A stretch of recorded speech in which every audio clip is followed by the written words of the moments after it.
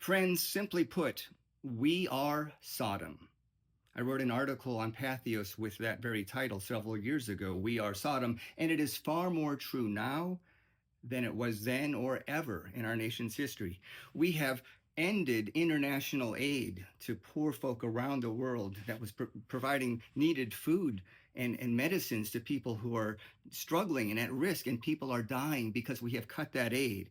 And within our own borders, we are deporting immigrant folk who are working hard to help our farmers and our construction folk and people in our nursing homes.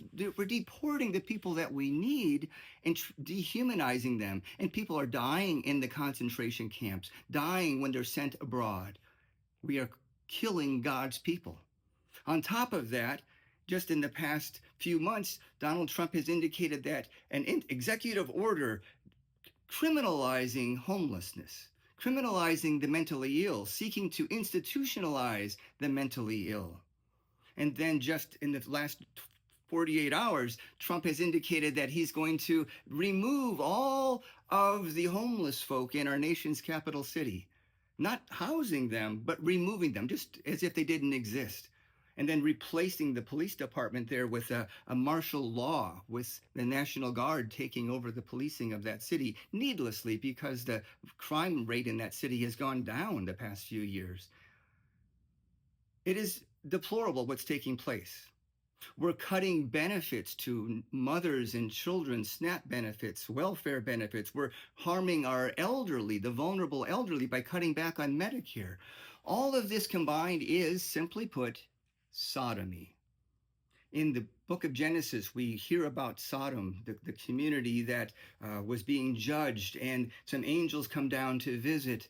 And the folks in that community rejected the angel visitors, and showing the opposite of loving kindness, chesed, hospitality, and profoundly rejected them, dehumanized them.